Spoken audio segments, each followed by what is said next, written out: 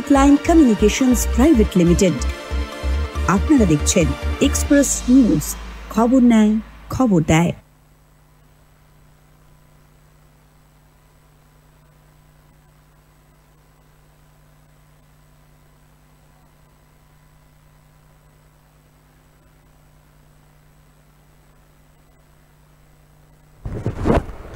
নমস্কার, আপনারা দেখছেন লোকসভার দখলদারি, আর আমি আপনাদের সঙ্গে সব্যসাচী। প্রত্যেক দিনের মতন আজকেও লোকসভার দখলদারিতে কি পরিস্থিতি, রাজনৈতিক কোন দিকে যাচ্ছে, রাজ্যের রাজনীতি কোন দিকে যাচ্ছে, দেশের রাজনীতি কোন এই মুহূর্তে কোন জায়গায় দাঁড়িয়ে আছে, এইরকম বিভিন্ন কথা আলোচনা করব। তার সঙ্গে আলোচনার মধ্যে তো থাকবে বিভিন্ন জেলায় যেখানে এখনো পর্যন্ত নির্বাচন হয়নি, আগামী ৬ষ্ঠ দফা মানে ২৫ তারিখ যেখানে নির্বাচন, সেই নির্বাচনের কেন্দ্রগুলিরও কি পরিস্থিতি হয়ে আছে, বা সেখানে প্রতিনিয়ত যেভাবে নির্বাচনের জন্য রাজনৈতিক দলগুলি সেখানে প্রচার যেভাবে চালিয়ে যাচ্ছেন, মানে হেভিওয়েট থেকে হেভিওয়েট নেতারা সেখানে পৌঁছাচ্ছেন নির্বাচন করার জন্য, এবং নির্বাচনের বিভিন্ন ধরনের মন্তব্য উঠে আসছে।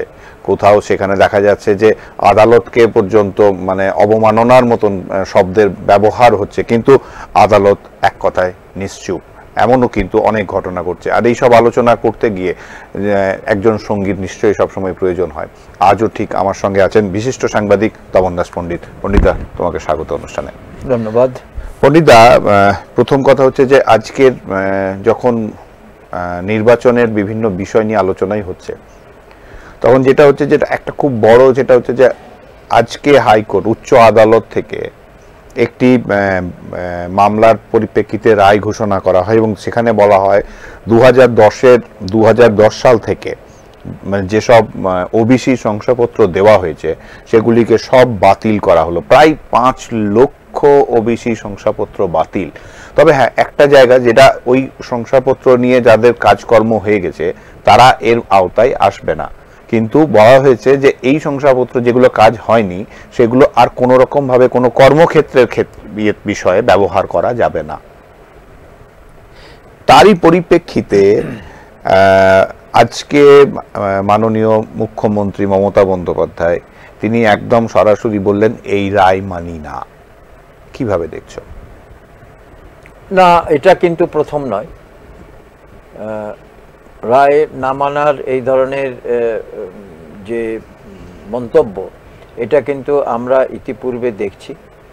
তার আগে আমি একটা কথা তোমাকে বলতে চাই খুব ছোট্ট করে, আমার মনে হয় এটা খুব প্রাসঙ্গিক হবে, যে আমরা গত প্রায় 1 দশক ধরে যেটা দেখে আসছি সেটা হচ্ছে যে হাইকোর্ট এবং সুপ্রিম কোর্ট এরা কিন্তু এই দুটি আদালতই কিন্তু মানে রাজনৈতিক মামলা এবং প্রশাসনিক মামলা এবং রাজনৈতিক নেতাদের মামলা, রাজনৈতিক দলের মামলা, এই নিয়েই কিন্তু ব্যস্ত। সাধারণ মানুষ তারা কিন্তু হাইকোর্টে যাওয়ার মতো বহু মানুষের ক্ষমতা নেই, তারা সেখানে বিচার পান না, এবং হাইকোর্টে গেলেও তার মানে হাইকোর্টের জটিলতার যে বিষয়, আইনি জটিলতা, সেই সঙ্গে খরচ ইত্যাদি নিয়ে তারা এতটাই একটা অস্বস্তিকর পরিস্থিতির মধ্যে থাকেন যে সেখানে কিন্তু বহু মানুষ আছেন যারা কিন্তু সত্যিকারের বিচার তারা পাচ্ছেন না। বছরের পর বছর সেই মামলা চলছে।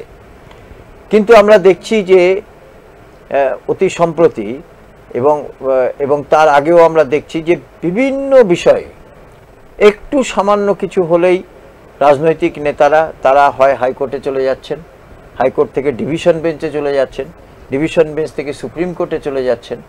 সেখানে কিন্তু তাদের মামলার পাহাড়ে রীতিমতো বিপর্যস্ত অবস্থা সমস্ত জনসাধারণের, মানে তারা একমাত্র তাকিয়ে তাকিয়ে দেখা ছাড়া তাদের আর কোনো কিছু করার নেই।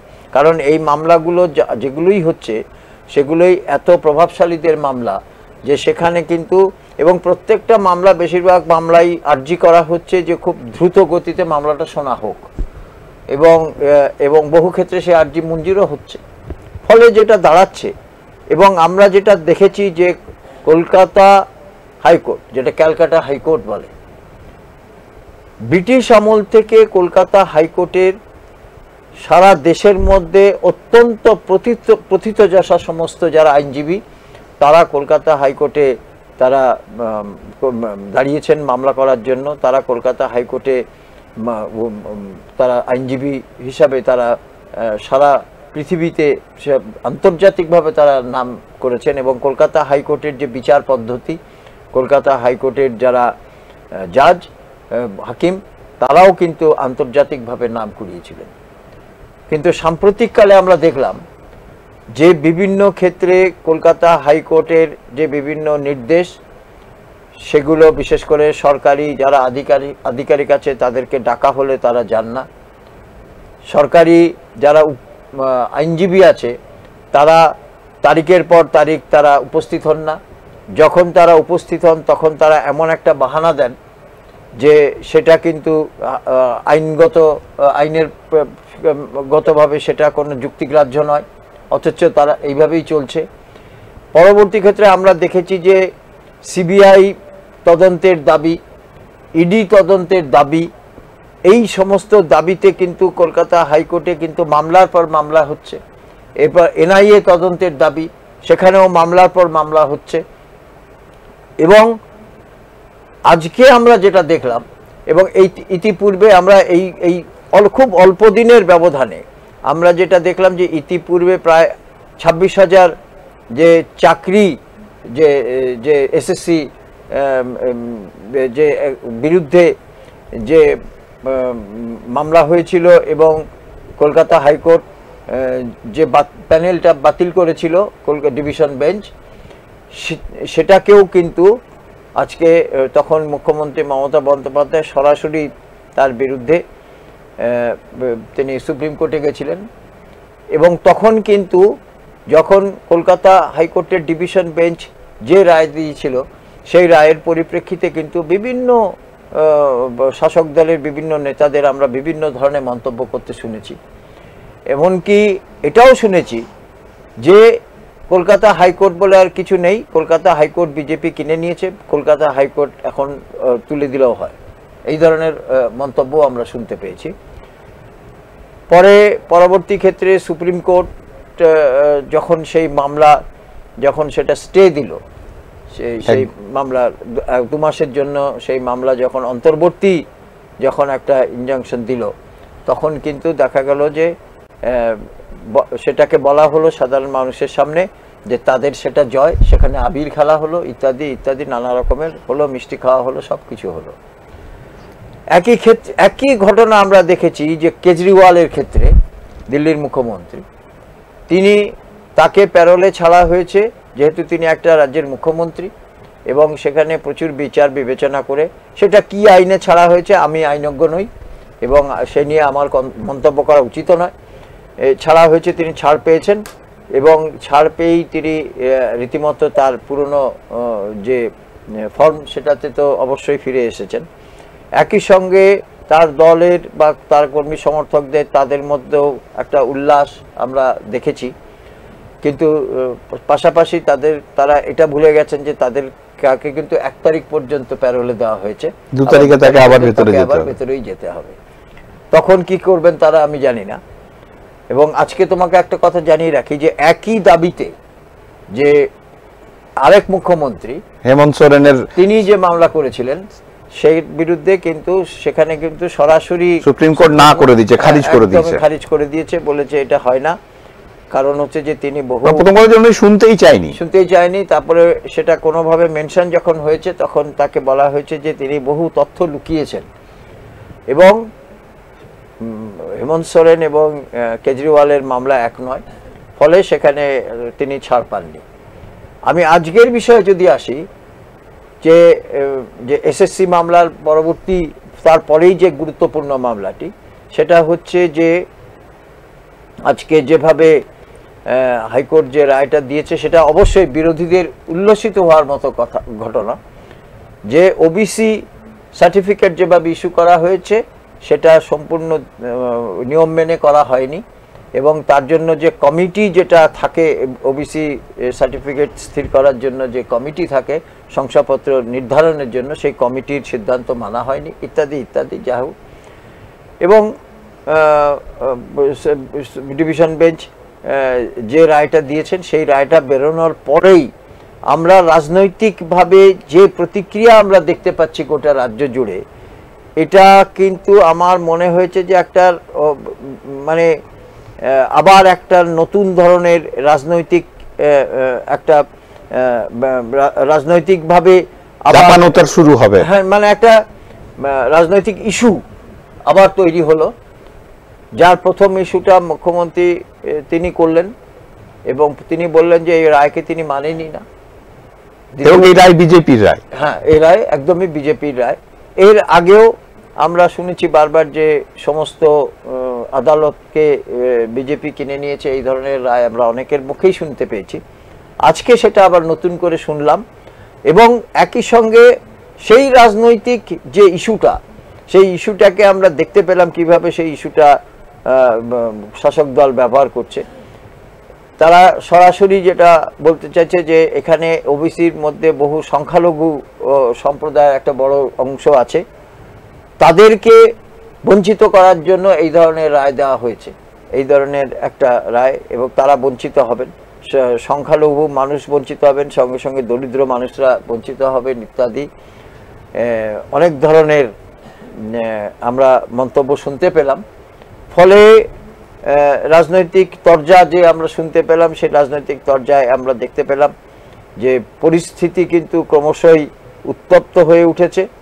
আমাদের এটা পরবর্তী ক্ষেত্রে দেখার যে মুখ্যমন্ত্রী যেটা বললেন যে এই রায়কে তিনি মানেন না, হয় সুপ্রিম কোর্টে যেতে হবে আবার, আর নয় তিনি সরাসরি হাইকোর্টের রায়কে উপেক্ষা করে তার যে করণীয় যেগুলো আছে, অর্থাৎ শংসাপত্র তিনি আবার যেরকম দেওয়া সেরকম দিয়ে যাবেন, নয়তো দ্বিতীয়ত চাকরি যারা নতুন করে যারা চাকরি পাবে তাদেরকে যে শংসাপত্র তারা যেটা দেবেন সেটাকে রাজ্য সরকার গ্রহণ করে নেবে, এটাই তার কথার মধ্যে আসে, আর নয়তো তাকে সুপ্রিম কোর্ট যেতে হবে, দুটোর একটা। তবে এটা ঘটনা যে এই প্রতিক্রিয়া মানে আরো অনেক বেশি একটা রাজনৈতিক ইস্যু হয়ে গেল এই জন্য যে যেহেতু এখন ভোটের সময় এবং এখনো 2 দফা ভোট বাকি রয়েছে, ফলে এটাকে সবাই রাজনৈতিক ইস্যু করতে চেয়েছে। আর একটা কথা যে এই রাজ্যে ভোটের যে চিত্র আমরা গতকাল থেকে যেটা দেখতে পাচ্ছি সেটাও কিন্তু অত্যন্ত ভয়ঙ্কর একটা চিত্র, এবং সাধারণ মানুষ কিন্তু রীতিমতো একটা আতঙ্কের মধ্যে দিন কাটাচ্ছেন। এবং এই রাজ্যের পুলিশের ভূমিকা নিয়ে সাধারণ মানুষ কিন্তু রীতিমতো একটা আতঙ্কগ্রস্ত হয়ে আছেন, কারণ পুলিশ বেছে বেছে রাত্রিবেলা 2টো, 2:30টে, 3টে রাজনৈতিক নেতাদের বাড়িতে চলে যাচ্ছেন, আইনজীবীদের বাড়িতে চলে যাচ্ছেন, এবং বিশাল বড় প্রায় 60 জন 70 জনের ফোর্স নিয়ে পুলিশ এক একটা বাড়িতে চলে যাচ্ছে। এছাড়া পুলিশের ভূমিকা নিয়ে আজকে যে মামলাটা নিয়ে একটা অত্যন্ত এই পর্যন্ত প্রায় একেবারে গোটা ভারতবর্ষ যেটা উত্তাল হয়ে উঠেছে, সেই রামকৃষ্ণ মিশনের জমি মামলা, সেখানে দেখা গেল যে প্রদীপ রায় যার বিরুদ্ধে রামকৃষ্ণ মিশন মামলা করেছে, সেই রামকৃষ্ণ মিশনের সাধুদের তাদের বিরুদ্ধে জামিন অযোগ্য ধারায় মামলাগুলি দেওয়া হয়েছে। কিন্তু প্রদীপ রায় তিনি যখন ভক্তিনগর থানাতে গিয়ে তাদের বিরুদ্ধে অভিযোগ দায়ের করলেন, তখন প্রদীপ রায়কে খুঁজে পেল না পুলিশ, এবং এখনো নাকি প্রদীপ রায়কে খুঁজে পাওয়া যাচ্ছে না। সেই প্রদীপ রায় তিনি মানে কিসের ভিত্তিতে মামলা করেছেন যেটা আমরা কিছুটা হলেও বুঝতে পারছি। আর একটা বিষয় পণ্ডিতা, সেটা হচ্ছে যে ওখানের মানে ভূমি রাজস্ব দপ্তর থেকে যেটা বলা হয়েছে সেটা হচ্ছে যে ওই জমি নিয়ে সমস্যা, সেই জমি কিন্তু আশ্রমেরই। হ্যাঁ, আশ্রমের অধীনে আছে, একদম আশ্রমের দায়িত্বেই সেই জমি দেওয়া হয়েছে একদম। কিন্তু এই প্রদীপ রায় সম্ভবত তিনি তার কোনো আত্মীয় তিনি এই সম্পত্তিটি রামকৃষ্ণ মিশনকে দান করেছেন, এবং তার যেটা অভিযোগ যে এই সম্পত্তি তাদেরও প্রাপ্য, ফলে তিনি তাদের বিরুদ্ধে মামলা করেছেন, সেটা অন্য প্রসঙ্গ। কিন্তু তিনি একেবারে পেশাদার দুষ্কৃতীদের ব্যবহার করে সেখানে তিনি, এবং এখন যেটা বলা হচ্ছে যে দুষ্কৃতীদের আনা হয়েছে তারা বহিরাগত, বাইরে কোথা থেকে আনা হয়েছে, তারা মানে এই জমি সঙ্গে তারা জমি মাফিয়াদের মতোই কাজ করে, এবং জমি উদ্ধারের জন্য কোনো জমি মাফিয়াদের সঙ্গে তাদের অত্যন্ত ঘনিষ্ঠ যোগাযোগ থাকে, তাদের ব্যবহার করে বহু জমি মাফিয়ারা অধিকার করে নিয়েছে। এইরকম একটা গ্যাংকে ব্যবহার করা হয়েছে, এবং যারা মানে আগ্নেয়াস্ত্র ব্যবহার করে সরাসরি মহারাজদের সেখান থেকে বের করে দেওয়া হয়েছে, এবং রাত্রি 3টে পর্যন্ত গোটা শিলিগুড়ি শহর তাদেরকে ঘুরিয়ে রাস্তার ওপর ছেড়ে দেওয়া হলো। সব থেকে দুর্ভাগ্যজনক হলো এমন একজনের বিরুদ্ধে পুলিশ মামলা করেছে, তিনি 15 বছর আগে জলপাইগুড়িতে থাকতেন, তিনি এখনো আশ্রমে থাকেনই না, তার বিরুদ্ধে মামলা দেওয়া হলো। তিনি কেন তার বিরুদ্ধে মামলা দেওয়া হলো? তিনি এখন এই আশ্রমের সঙ্গে তার কোনো যোগাযোগ নেই। 15 বছর আগে তিনি জলপাইগুড়ির বাসিন্দা ছিলেন, এখন তিনি সাধু। আমরা জানি না এগুলো কি বিষয় হচ্ছে। আজকে সব থেকে বড় পুলিশের ভূমিকা, এবং পুলিশ আজকে সাংবাদিকদের প্রশ্নের জবাবে যে যুক্তি খাড়া করতে চেয়েছে সেটা অত্যন্ত হাস্যকর যুক্তি।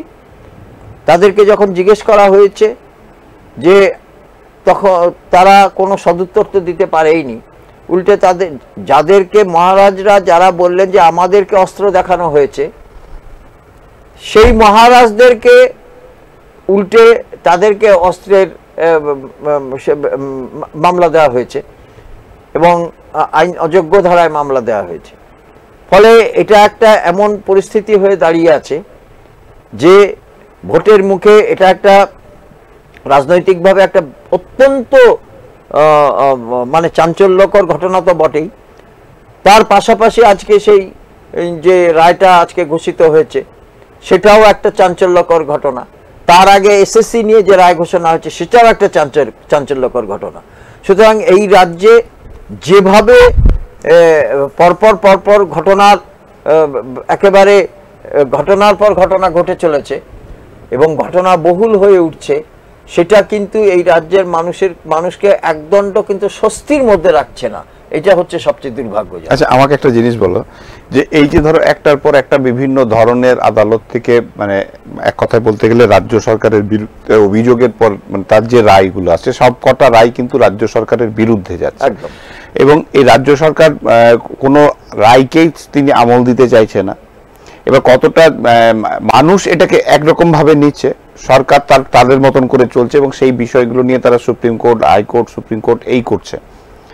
কিন্তু এই যে ধরো হাইকোর্ট, সুপ্রিম কোর্ট করছে, এবং ঠিক এই যে নির্বাচনের সমতে যদি বলি, তো নির্বাচনে এই রায়গুলো কতটা এফেক্ট ফেলছে বা প্রভাব আরো দুটো জায়গাতে তো কতটা প্রভাব পড়বে যে দুটো নির্বাচন এখনো বাকি আছে? আমি তোমাকে এই কথাটাই বলতে চাইছিলাম। এক তো আমি তোমাকে একবার বলেছি, সেটা হচ্ছে যে শাসক দল এই রায়টাকে ব্যবহার করে তারা গোটা ঘটনাটাকে পাল্টে দিতে চাইছে। তারা তাদের মতো সরাসরি বলতে চাইছে, যেহেতু এটা ওবিসি নিয়ে রায় এবং বহু সংখ্যালঘু সম্প্রদায় ওবিসি ভুক্ত, ফলে তারা যেটা ব্যবহার করতে চাইছেন যে এই সুযোগ নিয়ে তারা ফের ওবিসিদেরকে সংগঠিত করতে চাইছেন। একটা কথা শোনা যাচ্ছিল যে এটা সত্যি না মিথ্যে সে তো ফলাফল না বেরোলে বোঝা যাবে না, কিন্তু একটা অনেকেই এটা একটা ধারণা করছিলেন যে এবারে ওবিসি এবং সংখ্যালঘু ভোটের অনেকটাই শাসক দলের সঙ্গে দূরত্ব বাড়াচ্ছে, এরকম একটা শোনা যাচ্ছিল। কিন্তু পরবর্তী ক্ষেত্রে আমরা জানি না, সেটা তো ফলাফল না বেরোলে বোঝা যাবে না। কিন্তু আমার মনে হয় যে এই সুযোগটাকে কিন্তু শাসক দল কিন্তু ছাড়তে নারাজ। তারা সরাসরি যেটা করতে চাইছে সেটা হচ্ছে, তারা যেটা মুখ্যমন্ত্রী বললেন যে সেখানে অনেক ওবিসি এবং সেই সঙ্গে সংখ্যালঘু যারা আছেন তাদেরকে এই রায় বঞ্চিত করবে। ফলে অবশ্যই এটা একটা রাজনৈতিক ইস্যু তৈরি করতে চাইলেন তিনি, এবং এর একটা প্রভাব পড়তেই পারে, এমন নয় যে এর একটা প্রভাব পড়বে না, এর একটা প্রভাব পড়তে পারে, কারণ সংখ্যালঘুদের একটা খুব বড় তো অংশ তো এই রাজ্যে আছেনি। ফলে সংখ্যালঘু রায়দের কি রায় হয় সেটা এখন অবশ্যই তার জন্য 4 তারিখ পর্যন্ত অপেক্ষা করতে হবে। কিন্তু এটা ঘটনা যে বিরোধীরা তারাও কিন্তু পিছিয়ে নেই, তারাও কিন্তু এই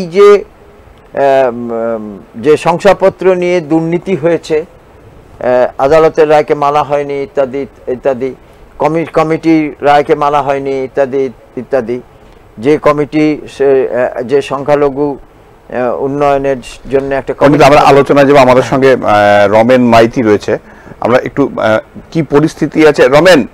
রমেন তমলুক থেকে আছে আমাদের প্রতিনিধি রমেন মাইতি। রমেন, একটা জায়গা বলো তমলুকের আর দুটো রাত পার করতে পারলে তমলুকের যে নির্বাচনের যে পরিস্থিতি আর কি, আমরা দেখছি বিভিন্ন সময় বিভিন্ন রকমের মন্তব্য হচ্ছে। কোথাতে কোনো জায়গা থেকে দেখা যাচ্ছে যে দেবাংশুর মতন প্রার্থী সেও ঝাঁটা নিয়ে অভিজিৎ গঙ্গোপাধ্যায়ের দিকে যাতে মারধর হয় সেরকমও একটা অভিযোগ কথা তুলছেন আর কি। অপরদিকে অভিষেক বন্দ্যোপাধ্যায়ও বিভিন্ন জায়গায় বলে যাচ্ছেন যে বিজেপির যেসব নেতৃত্বরা আছে তাদেরকে দিয়ে পরে শৌচালয় এবং বাড়ির বাসন কোসন মাজা করাবেন। তো এই যে মানে বিভিন্ন ধরনের মন্তব্যের মধ্যে দিয়ে তমলুকের কি পরিস্থিতি, তমলুকের রাজনীতি কোন জায়গায় দাঁড়িয়ে আছে? দেখো, তোমায় যেটা জানিয়ে রাখি, আর হাতে গোনা মাত্র 2 দিন এবং কালকেই লাস্ট প্রচার রয়েছে, এবং যে এখন পর্যন্ত হেভিওয়েট 2 দলেরই কিন্তু প্রচার হয়েছে তমলুক লোকসভা কেন্দ্রে। যেমন মুখ্যমন্ত্রী মমতা ব্যানার্জি তিনি তমলুক লোকসভাতে তিনি প্রচার করে গেছেন, ঠিক সেরকমই ভাবে অভিষেক ব্যানার্জিও কিন্তু তিনি 3 বার এলেন তমলুক লোকসভা কেন্দ্রে প্রচার করলেন। প্রথমবার তিনি এসেছিলেন, সাংগঠনিক বৈঠক করেছেন, এবং তার পরে তমলুকে তিনি একটি রোড শো করেন, এবং আজ নন্দীগ্রামে তিনি একটি সভা করেন। এবং যেটা এক প্রকার বলা যেতেই পারে, অভিজিৎ গঙ্গোপাধ্যায়কে নির্বাচন কমিশনার সেন্সার করেছে একটা মন্তব্য, ঠিক সেরকমই ভাবে অভিজিৎ গাঙ্গুলিকেও কিন্তু কটাক্ষ করতে ছাড়েনি অভিষেক ব্যানার্জি। তিনি তমলুক থেকে সরাসরি অভিজিৎ গাঙ্গুলিকে দেশদ্রোহী বলেছে, এবং তার দেশদ্রোহী বলার কারণেও কিন্তু তিনি বলেছে যে কি কারণে তিনি দেশদ্রোহী বলেছে। তিনি বলেছেন যে কিনা গান্ধীকে যে হত্যা করেছে গডসে, সেটা তিনি বলতে 2 বার পিছুপা হয়েছিলেন, তিনি দেশদ্রোহী ছাড়া আর কিছু নয়। এবং সেই সঙ্গে তিনি আরো বিষয় যেটি তমলুক থেকে বলেছিলেন, সেটা হলো একটি ছবি তিনি দেখিয়েছিলেন সবার সামনে, যেখানে দেখা যাচ্ছিল যে নরেন্দ্র মোদী মমতা ব্যানার্জিকে মাথা নিচু করে প্রণাম করছে, যেটা অবশ্য রাজনৈতিক সৌজন্য বলা হচ্ছে। রাজনৈতিক যারা বিশ্লেষক রয়েছে তারা এটাকে রাজনৈতিক সৌজন্য বলেছে, কিন্তু এটা নিয়ে রাজনীতি করতে ছাড়েনি তৃণমূল কংগ্রেস। অভিষেক ব্যানার্জি তিনি বলেন যে লিডার তিনি মমতা ব্যানার্জির সামনে মাথা নিচু করছে, সেখানে তার যে প্রার্থী অভিজিৎ গাঙ্গুলি তিনি কিনা মমতা ব্যানার্জির দর কত জিজ্ঞাসা করছে। এমনই ভাবে কিন্তু কটাক্ষ পাল্টা কটাক্ষ এমনই ভাবে কিন্তু চলছে। হাতে গোনা আর কয়েকটা ঘন্টা রয়েছে, তারপরে কিন্তু তমলুক লোকসভা কেন্দ্রের ভোট রয়েছে, এবং সেই সঙ্গে সঙ্গে কাঁথি লোকসভা কেন্দ্র ভোট রয়েছে। এক কথায় বলা যায় পূর্ব মেদিনীপুর জেলার ভোট আর হাতে কয়েক ঘন্টা বাকি। তার আগে কিন্তু রাজ্য রাজনীতি উত্তাপ বললেই চলে। আমাকে দুটো প্রশ্নের আমি তোমার কাছ থেকে জানতে চাইছি আর কি। এক হচ্ছে যে অভিজিৎ গঙ্গোপাধ্যায়কে নির্বাচন কমিশন থেকে সেন্সার করেছিল 5 থেকে 24 ঘন্টা যেন সে কোনো প্রচারের মধ্যে না থাকে। তাহলে সেই জায়গায় সে কি আগামী কাল থেকে প্রচারে নামছে? তার 5 থেকে 24 ঘন্টার যে সময়টা ছিল সেটা কি পেরিয়ে যাচ্ছে? এক। আর দ্বিতীয় নম্বর যেটা জানা সেটা হচ্ছে যে অভিজিৎ গঙ্গোপাধ্যায় নির্বাচন কমিশনের বিরুদ্ধে আদালতে যাচ্ছেন, তার মানহানি করা হয়েছে, তার যে রায় হয়েছে, নির্বাচন কমিশন যে রায় জানিয়েছিল তাতে তার মানহানি হয়েছে, এবং সেই কারণে তিনি উচ্চ আদালতে যাচ্ছেন। এই দুটো পরিস্থিতি আমাকে একটু যদি পরিষ্কার করো। নির্বাচন কমিশনার যে সেন্সার, সেই সেন্সারের সময় কিন্তু আজকে বিকেল 4টে পর্যন্তই ছিল। এরপর কিন্তু অভিজিৎ গঙ্গোপাধ্যায় তিনি প্রচার করতেই পারেন, এমনটা কিন্তু যে সেন্সারের যে নির্দেশ দেওয়া ছিল সেই নির্দেশ অনুসারে। এবং আমরা অভিজিৎ গঙ্গোপাধ্যায়ের সঙ্গে কথা বলে তিনি যেটা বলেছেন যে তার সম্মানহানি হয়েছে, কারণ তিনি নির্বাচন কমিশনারের কাছে তিনি আবেদন করেছিলেন যে তাকে যাতে এই ধরনের যে সেন্সার করা হয়েছে তাতে মানহানিত করা হয়েছে তার, এবং যে এই যে তার যে এই যে সেন্সার করা হয়েছে এটা যাতে বিবেচনা করা যায় দ্বিতীয়বার, সেটা তিনি আবেদনও জানিয়েছিলেন। তবে তিনি আর বিষয় যেটা জানিয়েছেন, তিনি এই নিয়ে কিন্তু খুব রুষ্ট রয়েছে নির্বাচন কমিশনারের প্রতি, তিনি উচ্চ আদালতে যাবেন বলেও জানিয়েছেন। আচ্ছা, এই যে ধরো তমলুকে হেভিওয়েট নেতা নেত্রীরা আসছে, প্রচার করছে তাদের জায়গা থেকে, অপরদিকে আমরা দেখলাম যে আজকে শিশির অধিকারী, সৌমেন্দু অধিকারী এবং শুভেন্দু অধিকারী এক মঞ্চে তিনজনাকেই দেখা গেল। তো মানে রাজনৈতিক পরিস্থিতিতে তমলুক এবং কাঁথি, এই যে দুটো জায়গা, এই দুটো জায়গা মানে মানুষ কি বলছে আর কি, সেখানকার জনগণ কি বলছে, তারা কি অধিকারীগণের সঙ্গে এখনো আছে? হ্যাঁ, এই বিষয়টাই বলা যেটা বাহুল্য, যেটা বলে রাখা যায়, অধিকারী গড় হিসাবে কিন্তু পরিচিত পূর্ব মেদিনীপুর জেলা, এবং এই পূর্ব মেদিনীপুর জেলাতে এই প্রথম তৃণমূল কংগ্রেস লড়াই করছে অধিকারী পরিবার ছাড়াই। এক্ষেত্রে বলা যায় কিছুটা হলেও কিন্তু ব্যাকফুটে রয়েছে তৃণমূল কংগ্রেস। সেক্ষেত্রে সেসব আরো একটা বিষয় যেটা জানিয়ে রাখা ভালো, যেটা আমরা যেটা সাধারণ মানুষের সঙ্গে কথা বলে যেটা বুঝেছি, তমলুকে কিন্তু অভিজিৎ গঙ্গোপাধ্যায়ের পাল্লা অনেকটাই ভারী, এবং সেই সঙ্গে সঙ্গে কাঁথিতেও কিন্তু সৌমেন্দু অধিকারীর পাল্লা অনেকটাই ভারী। একটা জায়গা সেটা হচ্ছে যে শিশির অধিকারী অনেকদিন মানে মাঝখানে দু একবার বাদ দিলে কিন্তু অনেকদিন পর তিনি মঞ্চে উঠলেন, এবং সেই মঞ্চে তিনি এই মুহূর্তে একদম সরাসরি তৃণমূলের বিরুদ্ধে উঠে দাঁড়ালেন। যে এতদিন ধরে তিনি তৃণমূলের হয়ে প্রচার করে এসেছিলেন, আজ তিনি তৃণমূলের বিরুদ্ধে এবং ছেলের পাশে দাঁড়ালেন। প্রথম কথা হচ্ছে যে কাঁথির মানুষ যারা যারা অধিকারী গড়কে একটা অন্যরকম ভাবে দেখে, অধিকারী পরিবারকে একটা অন্যরকম জায়গায় দেখে, তো সেই অধিকারী করে তুমি বলছো যে এখন অধিকারী মানে কাঁথির মানুষ অনেকটা এগিয়ে আছে, মানে অধিকারী পরিবার অনেকটা এগিয়ে। তো এবারের কিন্তু দুটো নির্বাচন, এক মানে কাঁথি এবং মানে পূর্ব মেদিনীপুরের যে দুটি নির্বাচন এবং বীরভূম নির্বাচন, দুটো একটা অনুব্রতহীন একটা অধিকারী গড়হীন নির্বাচন দেখতে পেলাম তৃণমূল।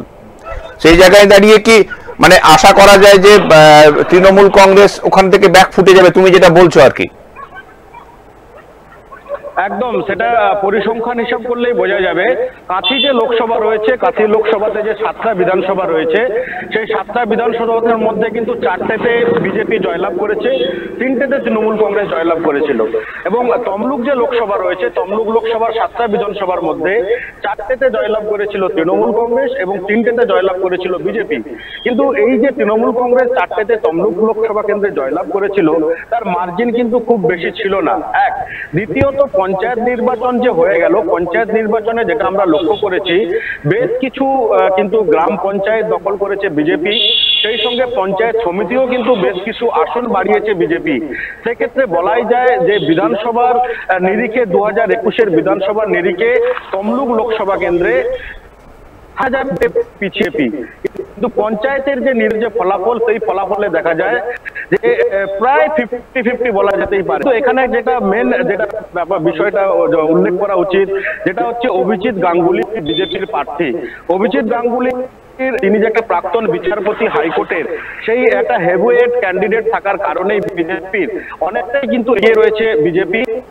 অধিকারী গড় যেটা, অর্থাৎ আমরা কাঁথিকে যে হিসাবে অধিকারী গড় হিসাবে, কাঁথিতে কিন্তু লোকসভা বিধানসভা নিরিখে কিন্তু বিজেপি অনেকটা এগিয়েই রয়েছে।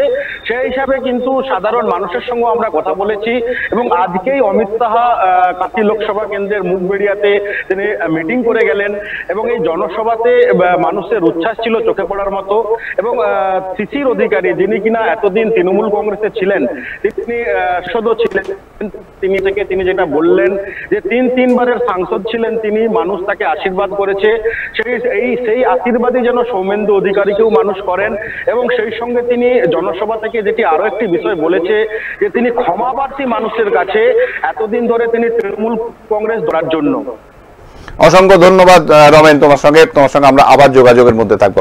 পণ্ডিত, আমরা অনেক কথা শুনলাম, কিন্তু আরেকজন আমাদের প্রতিনিধি অসিত রজক, অসিত আমাদের জন্য অপেক্ষা করছে। শুনে নি কি পরিস্থিতি, মানে এক কথায় বিষ্ণুপুর লোকসভা কেন্দ্রের।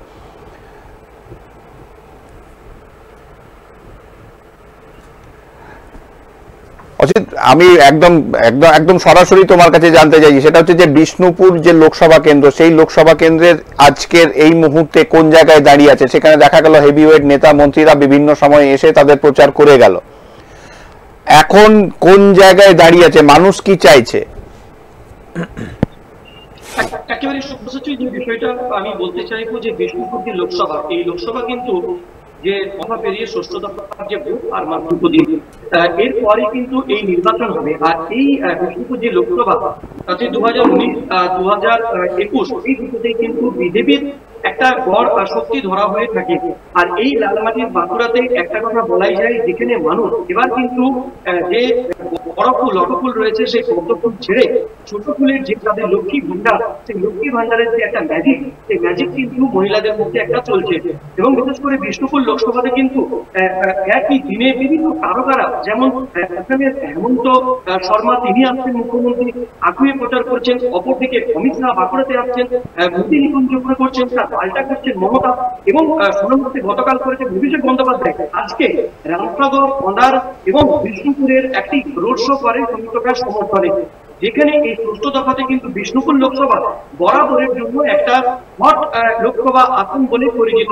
এবং এই লোকসভা আসনে সাধারণ মানুষ এখন এই 25শে মে যে ভোট রয়েছে, সেই ভোটে তাদের রায় জানাবেন। কিন্তু এবার বিষ্ণুপুরে বিজেপির গড় হলেও কোথাও যেন মনে হচ্ছে তাদের মধ্যে একটা ছোট ফাটল তৈরি হয়েছে, এমনটা কিন্তু বলা যেতে পারে। বিষ্ণুপুরের বিভিন্ন যে সমস্ত তৃণমূল অঞ্চল ছিল, তারা তা মিটিয়ে নিয়েছে, এবং তৃণমূলের বিভিন্ন যে সমস্ত ইস্যুগুলো ছিল, সে সমস্ত ইস্যু তারা মিটিয়ে নিয়ে সকলে একসাথে তারা প্রচার কার্য করতে। আমাকে একটা জিনিস বলো, আজকে একটা হাইকোর্ট থেকে একটা রায় হয়েছে, প্রায় 5 লক্ষ ওবিসি যে শংসাপত্র যারা পেয়েছিল তাদের সেগুলো বাতিল করা হয়েছে। এটা কতটা এফেক্ট পড়ছে বিষ্ণুপুরের? একেবারেই 2010 সালের পর থেকে যে সমস্ত ওবিসি সার্টিফিকেট রয়েছে, 2010 সেই 10-এর পর থেকে যদি বলা হয়, এই বাঁকুড়ার বেশিরভাগ কিন্তু যে সমস্ত স্থানগুলো রয়েছেন, সেখানে কিন্তু আদিবাসী সম্প্রদায়, এসসি শ্রেণীর মানুষ, এরা কিন্তু বসবাস করে। আর এই ভোটের মুখে এই ঘোষণার ফলে কিন্তু একটা বড়সড় ধাক্কা যেতে পারে রাজ্য সরকার, এমনটা কিন্তু। এবং আজই কিন্তু সৌমিত্র খাঁ তার প্রচারের মধ্যে দিয়েও এই ওবিসিদের যে বিষয়, রাজ্য সরকারকে কিন্তু তুলনা করতে শুরু করেছে। তুমি এই পরিস্থিতির উপরে নজর রাখো, আর তো মোটা 48 ঘন্টা পেরোলেই তোমাদের নির্বাচন। তো নির্বাচনের দিনে কিভাবে কি হচ্ছে না হচ্ছে আমরা তোমাদের সঙ্গে সরাসরি সেই জায়গাতেই থাকবো। অসংখ্য ধন্যবাদ তোমাকে। পণ্ডিত, আমরা দুটো বিষয়ে, মানে এক কথা হচ্ছে যে আমরা দেখতে পেলাম, একটা হচ্ছে যে অধিকারীগড় এখনো পর্যন্ত তার সহমহিমায় দাঁড়িয়ে আছে, এটা যেমন আমরা ওখান থেকে শুনতে পেলাম। ঠিক আর একটা বিষয় যেটা অসিতের কাছ থেকে আমরা বিষ্ণুপুর থেকে শুনতে পেলাম, সেটা হচ্ছে যে বিজেপির মধ্যে একটা ছোট্ট ফাটলের মতন কিন্তু দেখা যাচ্ছে। এখন দেখার বিষয় হচ্ছে যে এই দুটো জায়গা, মানে এক কথায় বলতে গেলে এই মুহূর্তে খুব মানে হাই ভোল্টেজ যে নির্বাচনগুলো আছে, তার মধ্যে তমলুকে যেমন একটা পড়ছে, মানে তমলুক কাতি পূর্ব মেদিনীপুরের যেমন নির্বাচন, ঠিক সেই রকমই কিন্তু বিষ্ণুপুর বা বাঁকুড়ার নির্বাচন। না, বিষ্ণুপুর শুধু হাই ভোল্টেজ নয়, বিষ্ণুপুর আরো একটি কারণে খুব সেটি একটা আকর্ষণীয় নির্বাচন হতে চলেছে। কারণ সেখানে প্রাক্তন স্ত্রী আমাদের সৌমিত্র খাঁ, বিজেপির যিনি প্রার্থী, তারই প্রাক্তন স্ত্রী, তিনি কিন্তু শাসক দলের প্রার্থী হয়েছেন। অর্থাৎ মুখোমুখি প্রাক্তন স্ত্রী এবং তার প্রাক্তন স্বামী। ফলে এটা যেমন একটা দেখার বিষয়, এবং এই বিষয়টা গ্রামের সাধারণ মানুষ তারা কিভাবে গ্রহণ করে। কারণ গ্রামে অনেকগুলো বিষয় আছে, যার মধ্যে শুধু রাজনীতি নয়, পাশাপাশি সামাজিক কিছু প্রথা, সেগুলোও কিন্তু গ্রামের মানুষরা মেনে চলেন। ফলে এটাও একটা কিছুটা হলেও সেটা সাধারণ মানুষ কিভাবে নেবেন এবং সেটা কাকে তারা দোষী করবেন, এবং ফলে কার বাক্সে তাদের ভোটটা যাবে এটাও একটা কিন্তু আমার মনে হয় একটা ফ্যাক্টর হতে পারে। আরেকটা কথা, সৌমিত্র খাঁ ভালো সংগঠক, এতে কোনো সন্দেহ নেই, কিন্তু এবং একই সঙ্গে আমি তোমাকে একটা কথা বলি যে আমাদের নিজস্ব যে সাংবাদিকতার নেটওয়ার্ক, তাতে একটা জিনিস আমরা বিভিন্ন সময়ে বাঁকুড়ায় যাওয়া গিয়ে আমরা একটা জিনিস বিভিন্ন মানুষের সঙ্গে কথা বলে, বিশেষ করে যারা একেবারে অন্তর্জ শ্রেণীর মানুষ, তাদের সঙ্গে কথা বলে একটা জিনিস যেটা আমরা দেখতে পেয়েছি, সেটা হচ্ছে যে অনেকেই তাদের বলছেন, তারা অনেকেই কিন্তু শাসক দলের এই সংখ্যালঘু প্রীতিটাকে খুব একটা ভালোভাবে নিচ্ছে না, এবং এটা নিয়ে কিন্তু ব্যাপক একটা প্রচার বিজেপি কিন্তু চালাতে পারছে বা চালাচ্ছে। সেটা কিন্তু একটা খুব বড় ফ্যাক্টর হবে ভোটের বাক্সে। আরেকটা কথা, বিষ্ণুপুর যখন সৌমিত্র খাঁকে যখন আদালত 2019-এর কথা আমি বলছি, আদালত যখন তার এলাকাতে, সংসদ এলাকাতে ঢুকতে যখন বাধার একটা গণ্ডি কেটে রেখেছিল, অর্থাৎ তার রায় দেওয়া হয়েছিল যে সেই এলাকাতে তিনি ঢুকতে পারবেন না, তখন কিন্তু এই যিনি আজকে তার বিরোধী যিনি প্রতিদ্বন্দ্বী, তিনি কিন্তু তার হয়ে প্রচার করেছিলেন, এবং সেই প্রচারের অনেকটা অবশ্যই সিংহভাগ কৃতিত্ব কিন্তু অবশ্যই তার ছিল, এতে কোনো সন্দেহ নেই, তার জয়ের পেছনে, সৌমিত্র খাঁর জয়ের পেছনে। ফলে তিনি কিন্তু এই কথাটা ঠালে ঠরে অনেকবার বলেছেন যে সৌমিত্র খাঁ আজকে সাংসদ হয়েছেন, তার পেছনে তার একটা অবদান ছিল, এ কথাটা তিনি বলে বেড়াচ্ছেন। আরেকটা কথা যে সুজাতা খাঁ, সুজাতা মণ্ডল, তিনি কিন্তু এর আগে বিধানসভাতেও তিনি প্রার্থী হয়েছিলেন আরামবাগে, সেখানে কিন্তু তিনি পরাজিত হয়েছেন। তার পরবর্তী ক্ষেত্রে তিনি কিন্তু এই এলাকাতে, অর্থাৎ এই বিষ্ণুপুর এলাকাতে তিনি বিশেষ করে মহিলাদের সঙ্গে বিভিন্ন ধরনের যোগাযোগ রাখছেন। লক্ষ্মীর ভাণ্ডার থেকে আরম্ভ করে আরও বেশ কিছু মহিলাদের জন্য যে উন্নয়ন প্রকল্পগুলো আছে সেগুলো নিয়ে তাদেরকে অবহিত করছেন। ফলে এটা একটা মহিলাদের পক্ষ থেকে এটা একটা ফ্যাক্টর হতে পারে। এবং একই সঙ্গে লক্ষ্মীর ভাণ্ডার, এটা একেবারে উড়িয়ে দেওয়ার নয় যে লক্ষ্মীর ভাণ্ডারের 1200 টাকা এবং 1000 টাকা, এটা কিন্তু মহিলাদের শাসক দলের পক্ষে কিন্তু এটা একটা বলা যায় যে খুবই পজিটিভ দিক, যে মহিলাদের তারা কিন্তু একটা সমর্থন পেতে পারেন। ফলে লড়াইটা কিন্তু একতরফা হবে না, লড়াইটা কিন্তু খুব জবরদস্ত লড়াই হবে, এবং সেটা কিন্তু একেবারে বলা যায় যে 50-50, 50-50 ভাগের লড়াই, সেখানে যে কেউ যেভাবে জিততে পারেন। এবং বিজেপির কাছে এই আসনটি অত্যন্ত মর্যাদার আসন এই জন্য, এবং তৃণমূল কংগ্রেসের কাছে এই আসনটির মর্যাদার আসন, দুজনের কাছে এই জন্য মর্যাদার আসন যে যেহেতু প্রাক্তন স্ত্রীকে, সৌমিত্র খাঁ বিজেপি প্রার্থী, তার প্রাক্তন স্ত্রীকে তার প্রতিদ্বন্দ্বী করে দাঁড় করানো হয়েছে। ফলে এখানে কিন্তু লড়াইটাকে ঘরোয়া একটা লড়াইয়ের মধ্যেও নিয়ে আসা হয়েছে, এবং লড়াইটা সেখানে গ্রামের মানুষের কাছে এই লড়াইটাও খুব মজার লড়াই তাদের দেখার, যে সবাই এটাকে নিয়ে মজা নিচ্ছে, মানে সেই কলতলা ঝগড়ার মতো হয়েছে আর কি। মানে একেবারেই যে এটাও কিন্তু একটা আলোচনার বিষয় সেখানে, রাজনীতির বাইরে। এবং ফলে পারিবারিক অনেক কিছু ঘটনা সেখানে আসবেই, বিশেষ করে মহিলাদের মধ্যে, যে কে কাকে কেন তাদের ছাড়াছাড়ি হলো, কেন তারা প্রাক্তন হলেন, এইসব সাধারণ যে ঘটনা যেগুলো গ্রামের একটা আলোচনা, মুখরোচক আলোচনার বিষয়, সেই বিষয়টাও কিন্তু এখানে উঠে আসছে।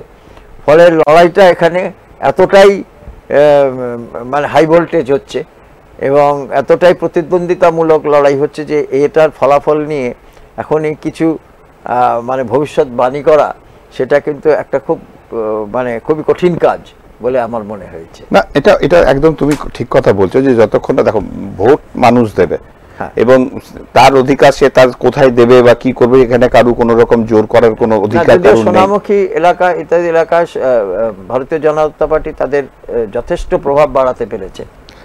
দেখো, এই নিয়ে তো যদি আমরা সৌমিত্র খায়ের জায়গা থেকে, সে তার এলাকায় নিশ্চয়ই কাজ করেছে, কাজ না করলে তার মানুষ তার পাশে থাকবে কেন? আর তুমি যদি সেটাই বলো যে 2019-এর কথাই বলি, যদি 2019 সালে যদি ফ্যাক্টরটাই ওইটাই ফ্যাক্টর, এবং সুজাতা মণ্ডল এখন যে কথাগুলো বলছেন বিভিন্ন সময়, যে আমরা সে না থাকলে হয়তো ভোট কিন্তু সুজাতা মণ্ডলকে কেউ দেয়নি, ভোট কিন্তু সেই সময় বিষ্ণুপুরের মানুষ সৌমিত্র খাঁকেই দিয়েছিল, এটা কিন্তু অস্বীকার করার কোনো জায়গা নেই। প্রচারটা সে করেছিল, কিন্তু ভোট মানুষ সৌমিত্র খাঁয়ের কাছেই দিয়েছিল, তার যে জায়গাটা সেখানে দিয়েছিল।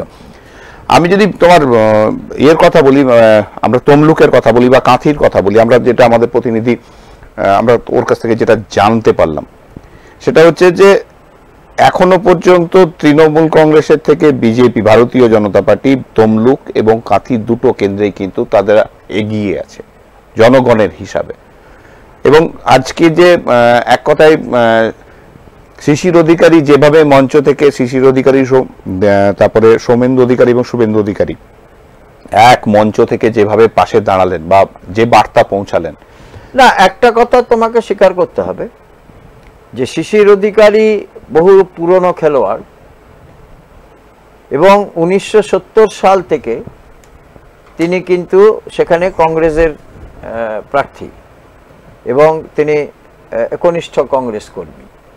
ফলে এই বিস্তৃত এলাকায় গোটা মেদিনীপুর জুড়ে, তখন পূর্ব এবং পশ্চিম মেদিনীপুর ছিল না, তখন বিভিন্নভাবে তিনি সবসময় ছিলেন। এবং তখন পরবর্তী ক্ষেত্রে 72-এর পরে বামেদের রাজত্ব আসার পরে সেখানে কিন্তু তার পরবর্তী ক্ষেত্রে বামেরাও কিন্তু মেদিনীপুরে, বিশেষ করে সিপিআই, তারা কিন্তু ব্যাপকভাবে সেখানে সংগঠন তৈরি করতে পেরেছিল। বিশেষ করে কৃষকদের মধ্যে সিপিআই এর ব্যাপক সংগঠন ছিল। সেই পরিস্থিতির মধ্যে দাঁড়িয়েও বামেদের এত প্রভাব থাকা সত্ত্বেও শিশির অধিকারী কিন্তু তার জয় কিন্তু সর্বক্ষণ কিন্তু সেখানে বজায় রাখতে পেরেছেন। একই সঙ্গে তৃণমূল কংগ্রেস গঠনের আগে সেখানে কিন্তু কাঁথি পুরসভার চেয়ারম্যান ছিলেন কিন্তু শুভেন্দু অধিকারী। ফলে শুভেন্দু অধিকারীও অনেক পুরনো রাজনীতিবিদ, কংগ্রেসের হয়ে তিনি ছিলেন। পরবর্তী ক্ষেত্রে তিনি নন্দীগ্রাম আন্দোলন, নেতাই আন্দোলন, এই সমস্ত আন্দোলনে তার যে ভূমিকা ছিল, গুরুত্বপূর্ণ ভূমিকা। ফলে এবং সেটা তিনি করতে পেরেছিলেন এবং বামেদের একটা কঠিন সংগঠনকে সেখানে আস্তে আস্তে ভাঙতে পেরেছিলেন এবং শাসক দলকে সেখানে জয় পেতে সাহায্য করেছিলেন, গোটা রাজত্বটাকেই পাল্টে দিতে পেরেছিলেন। এটা তো শুভেন্দু অধিকারীর একটা কৃতিত্বের মধ্যেই যায়। এবং শুভেন্দু অধিকারী নিজে যথেষ্ট ভালো সংগঠক, এর আগেও আমরা দেখেছি। এবং তিনি যখন তৃণমূল কংগ্রেস পুরনো দলে ছিলেন, তিনি মালদা, মুর্শিদাবাদ এই সমস্ত অঞ্চলে যেখানে কংগ্রেসের একচেটিয়া রাজত্ব ছিল, সেখানে কিন্তু তিনি তাদেরকে কিন্তু মুর্শিদাবাদের মতো এলাকাতে সেখানে কিন্তু শাসক তাদের তৃণমূল কংগ্রেসের কিন্তু পরপর সমস্ত নির্বাচনগুলো কিন্তু তারা জিতিয়ে আনতে পেরেছিলেন। তখন সেখানে তিনি পর্যবেক্ষক ছিলেন। এটা একটা যেমন তার কৃতিত্বের মধ্যে পড়ে। আমার যেটা মূল কথা, যে প্রার্থী হিসেবে অভিজিৎ গঙ্গোপাধ্যায় তিনি অবশ্যই একটা শুধু পরিচিত মুখ নন, দেবাংশু তিনিও টিভির দৌলতে যথেষ্ট পরিচিত মুখ আছেন এবং এলাকাতে তিনিও লড়াকু হিসাবে, তরুণ তিনি নেতা হিসাবে রয়েছেন সেখানে। কিন্তু এই এলাকাগুলোতে সেখানে অধিকারীদের এতটাই সেখানে প্রভাব যে আজকে নন্দীগ্রামের মতো যে বিধানসভা, সেখানে মুখ্যমন্ত্রীকে পরাজিত হতে হয়েছিল, যদিও সেটাকে তারা কোনোভাবেই স্বীকার করতে রাজি নন। এবং আজও কিন্তু অভিষেক বন্দ্যোপাধ্যায় বলেছেন যে এবারে কিন্তু লোডশেডিং আমরা হতে দেব না। এবং তারা কিন্তু যেটা বারবার প্রচার করছেন যে শুভেন্দু অধিকারী হেরে যেতেন যদি না লোডশেডিং করে সেখানে কাউন্টিং নিয়ে হেরফের হতো ইত্যাদি ইত্যাদি।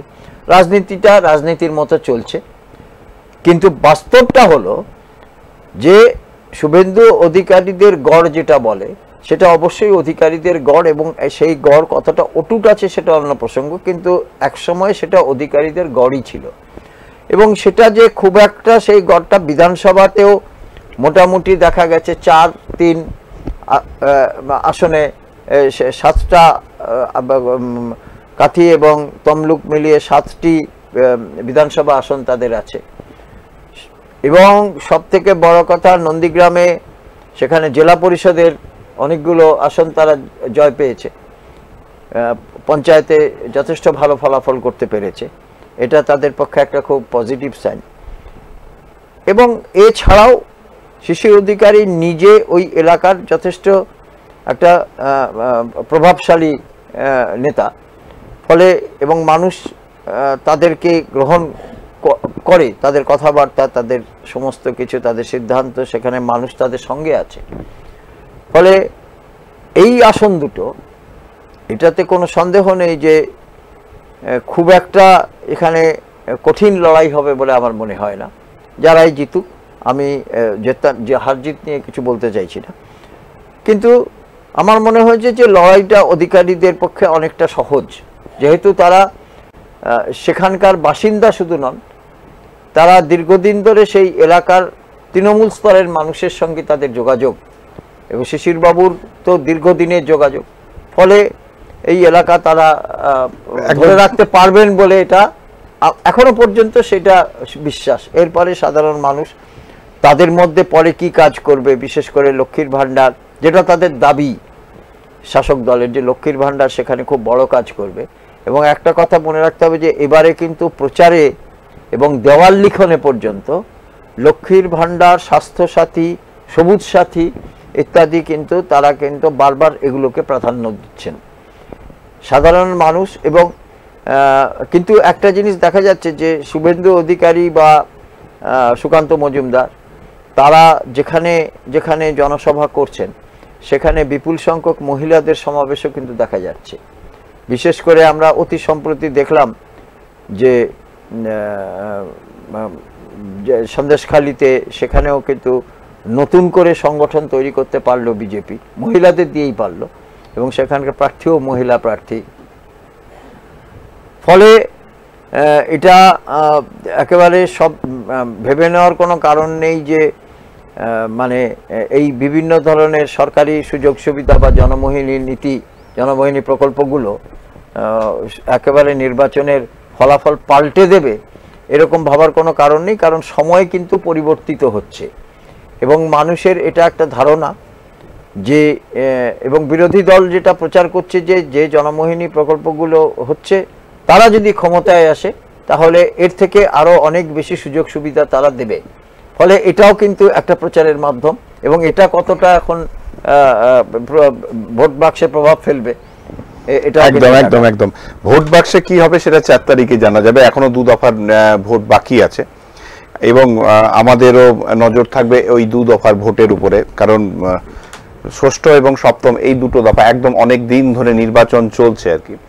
অপেক্ষা শুধু 4 তারিখের, এবং এই 4 তারিখের থেকেও বড় যেটা বিষয় হবে সেটা হচ্ছে যে 4 তারিখের পরে, মানে নির্বাচন হয়ে যাওয়ার পর, হার জিতের ঘোষণা হয়ে যাওয়ার পরেও মানুষকে ধৈর্য ধরতে হবে, মানুষকে শান্তি বজায় রাখতে হবে। কারণ আমরা নিজেরা যেন নিজেদের মধ্যে কারোর সঙ্গে কেউ না দ্বন্দ্ব করে বসি, সেই দিকে নজর রেখে সুস্থ থেকে অপরকে ভালো রেখে চলতে হবে, এটা আমাদের মাথায় রাখতে হবে। আজকের মতন আমার সময় একদম শেষ, আবার দেখা হবে আগামীকাল। নমস্কার।